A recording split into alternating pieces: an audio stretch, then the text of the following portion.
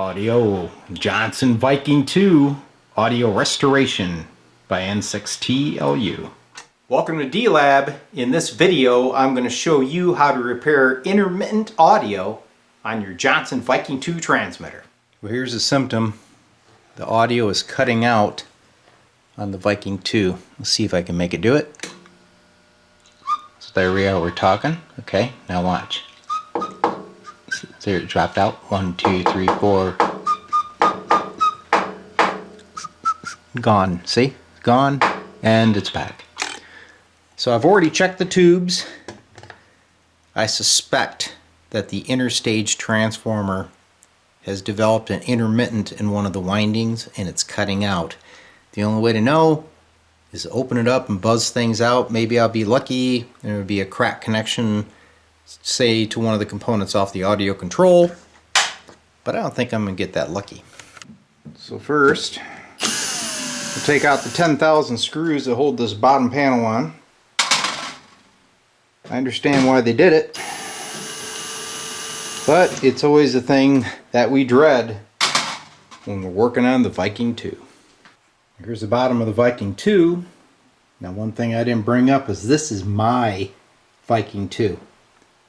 So she's super clean. I did do some audio mods on the front end. So this has a 12AX7 and a 6C4 tube, but it still has that original interstage transformer. So I suspect bad connections. What I'm going to do is flip it on its side. We'll put an ohm meter on it and see if we can find that open circuit. This is the primary resistance on the interstage transformer.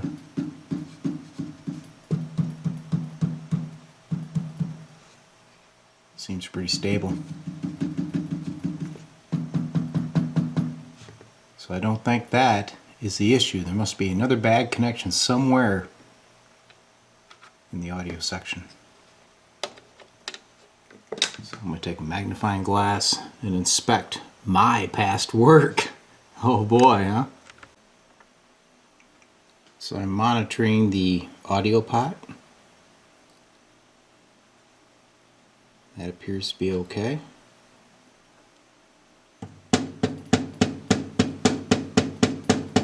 That's not cutting out.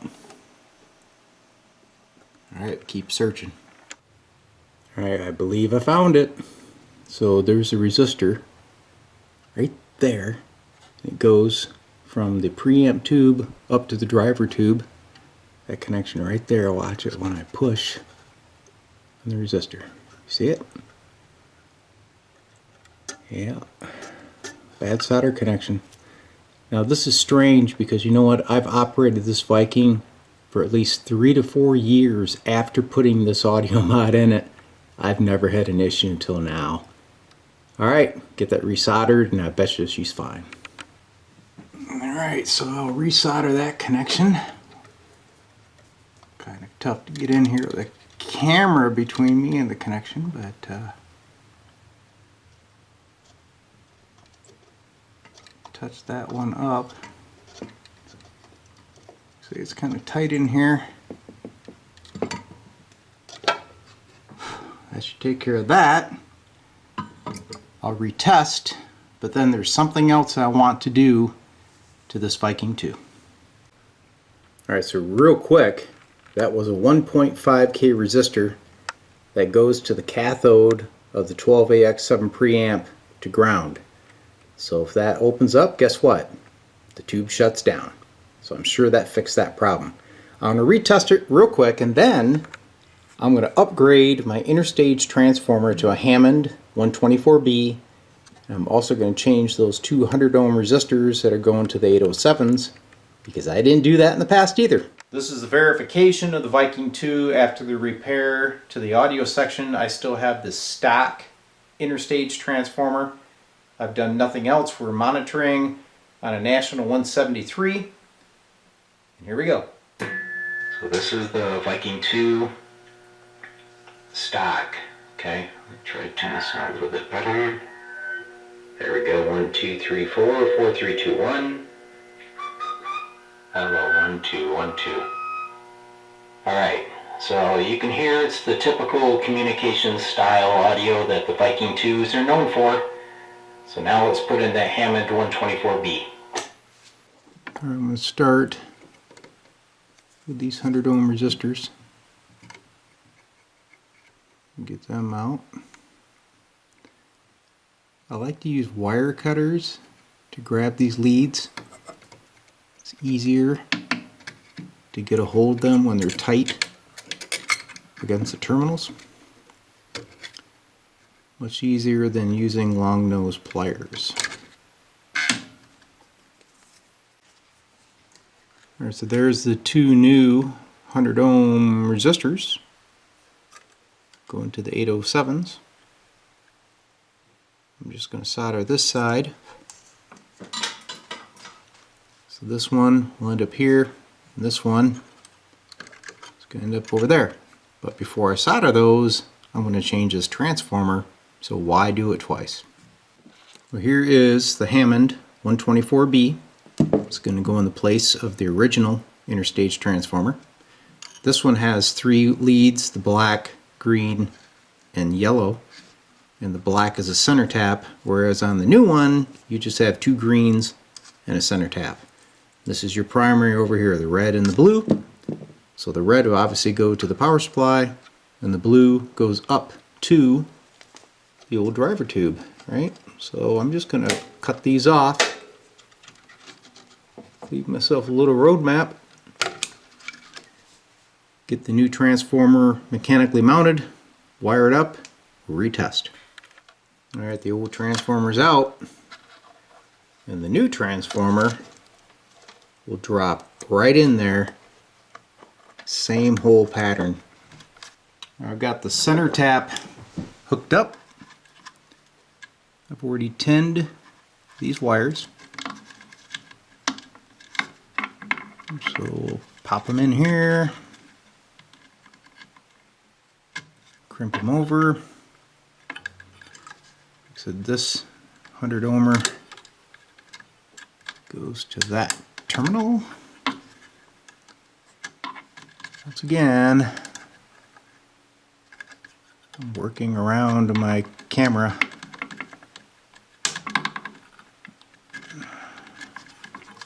And it's not cooperating.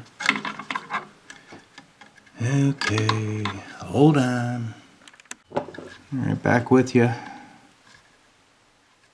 Got the rear one crimped over. Here's the front one.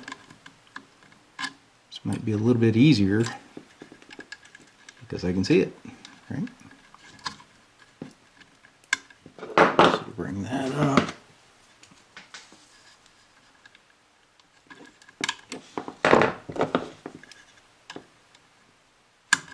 Crimp that over.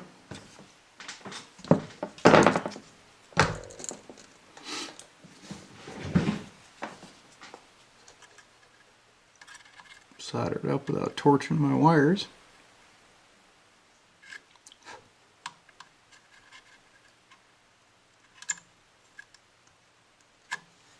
Alright, now we just have to hook up the primary side. Alright, there's the old transformer. There's the new 124B box. There's the new transformer installed. No other circuitry changes. Obviously, I put in the new 100 ohm resistors. Everything's wired up. Let's test it. Alright, here's the initial test with the installation of the Hammond transformer. Now, the first thing you want to do is verify that your modulator current is okay. So fully load up your radio and go through the modulation current check as specified by Johnson. You can see I'm still around 50 mils, which is good. But I'm a little low on loading here, so let's bring her up to the 230. We're still great. Sometimes when you change that transformer, that modulation current can be, off from what it should be, and you'll have to adjust the big slide resistor underneath. Or if you get on there and you have none, you got something wrong with that transformer. Shut that thing down so you don't damage your modulation section. So at this point, I think we're ready to hook up a mic and see what it sounds like. All right, time for the test, but before we do that, CD of the day, Paul McCartney's Flaming Pie. Super cool. And what is the wine of the day? Kill that so I don't get popped by copyright. What is the wine of the day, Marcia? Line 39. Line 39. Do you have a straw? Oh, what's that in your hand? Excellent. Time to test the transmitter. So here we go, same test. National 173 in the background. By the way, I have not rebuilt that receiver yet, but I will be doing that soon and featuring it. So anyway, here we go. I got my modulation at about 1.5. It's a little much, isn't it? Hold on. Not quite on frequency. There we go. Use the old VFO and get her dialed in. There we are, right there. Okay.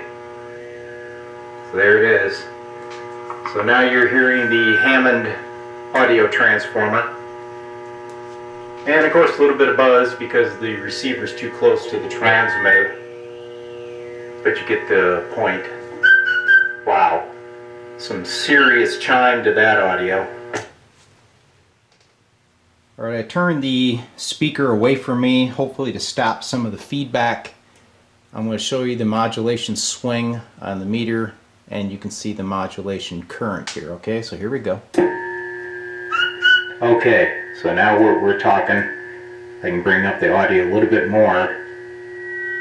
They're just under the point of feedback, but you can hear how crystal clear it is. And look at that modulation on the watt meter. Well over 200 watts.